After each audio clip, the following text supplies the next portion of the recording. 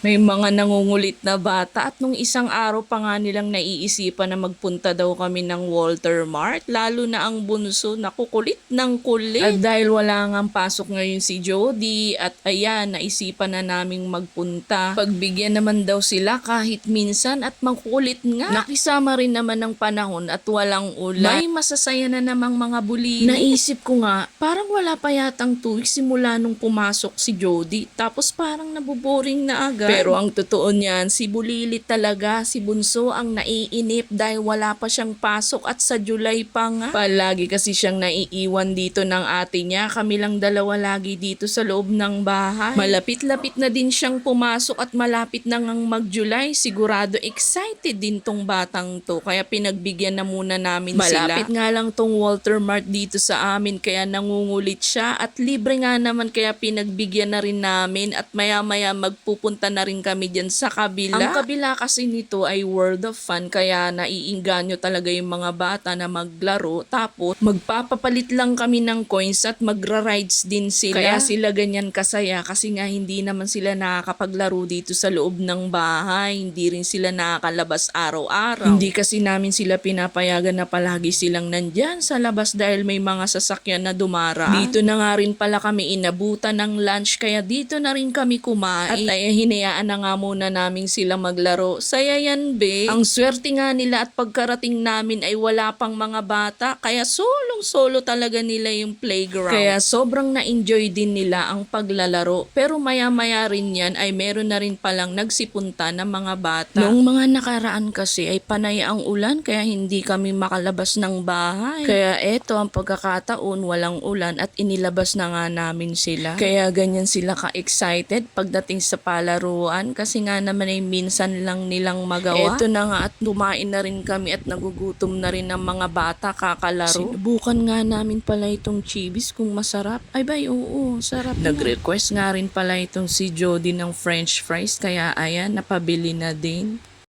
Dito kami sa CR guys. Habang nagkain namin. Pinag-grocery na nga rin pala namin ng mga bata ng snack nila at pambao ni Jody sa school. Kaya may mga sumakses naman ng mga bata at ang saya-saya. Nung pauwi na nga pala kami, napadaan kami dito sa municipal at gusto nga namin mag-picture-picture pero hindi kami nag-success. Gusto sana muna kasi namin magtanong kay kuya kung pwede diyang mag-picture-picture pero busy siya kaya hindi na lang kami bumaba at umuwi na lang.